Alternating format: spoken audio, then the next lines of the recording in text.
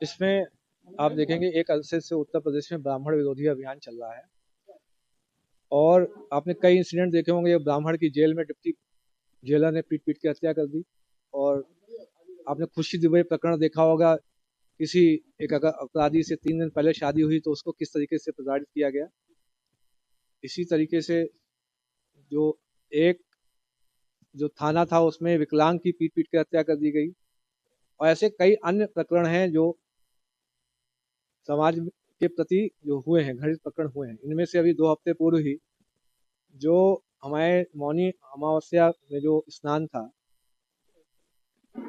उसमें जो ज्योतिर्मठ पीठ के जो शंकराचार्य जी हैं, श्री अवि मुक्तेश्वरानंद जी महाराज, उनके शिष्यों के साथ, खासकर बूढ़े बूढ़े जो सन्यासियों के साथ तो इतनी पिटाई की गई, लात और जूतों से घूसों से मारा गया। एवं बटुक जो ब्राह्मण थे उनकी चोटी घसीट के, आपने वीडियो देखे होंगे किस तरीके से घसीट घसीट के जमीन पर उनको पीटा गया। चोटी और जो ये शिखा है, ये ब्राह्मण समाज का जो सांस्कृतिक प्रतीक है, उनकी आस्था का प्रतीक है। क्या आप ऐसा किसी अन्य धर्म या जाति के साथ आप कर सकते हैं? उनकी जो मान मर्यादा का हनन किया जाए। इसके अतिरिक्त जो दूसरा अभी जो यूजीसी 2026 का रेगुलेशन आया है, दिनांक जो 13 जनवरी को भारत सरकार के जो बजट प्रकाशित हुआ है, उसमें आपने सामान्य वर्ग के व्यक्ति जो जो अभ्यर्थी हैं, पढ़ते हैं, विद्यार्थी हैं, उनको आपने स्वघोषित अपराधी मान लिया है। आपका बेटा सामान्य वर्ग का यदि पढ़ने लिखने में अच्छा है तो कोई भी ईर्ष्या से एक आरोप लगा देगा, भेदभाव कर रहे हैं, समता समिति उसका शोषण कर लेगी। इसी तरीके से यदि आपकी बेटी पर किसी को गलत नजर है, वो एक फर्जी निराधार शिकायत कर सकता है। आपका समता समिति आपकी बेटी का शारीरिक शोषण कर सकती है। क्या आप चाहते हैं कि बेटे बेटियां अब आत्महत्या करेंगे सामान्य वर्ग के? क्या आप चाहते हैं कि इस यूनिवर्सिटी में घुसते ही इतना सामाजिक आपस में भेदभाव हो जाए, जब यूनिवर्सिटी से ऊपर जब निकले तो एक दूसरे के दुश्मन बन जाए?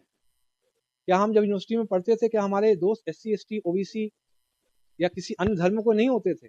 आप एक ऐसी व्यवस्था का निर्माण करके जा रहे हैं जिसमें कि हम लोग एक दूसरे से लड़ेंगे, सरनेम देख के, जाति देख के, उपजाति देख के एक दूसरे से लड़ेंगे, मारेंगे एक दूसरे को। क्या आप चाहते हैं कि देश में सिविल वॉर की सिचुएशन डेवलप हो जाए? आपसे जो दोनों इश्यू में अगर देखेंगे, सामान्य वर्ग इस समय बहुत ही खफा है, आपसे एक तरीके मानसिक रूप से अलग हो चुका है।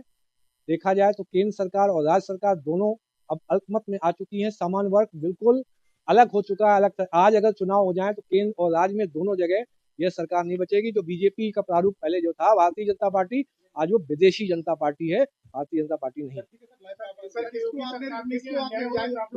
मैंने जिलाधिकारी महोदय को ईमेल के माध्यम से, मैंने जो माननीय राज्यपाल महोदय हैं उनको भी ईमेल के माध्यम से, और जो CO हैं जो यूपी जो भारत निर्वाचन आयोग उत्तर प्रदेश में, उनको भी ईमेल के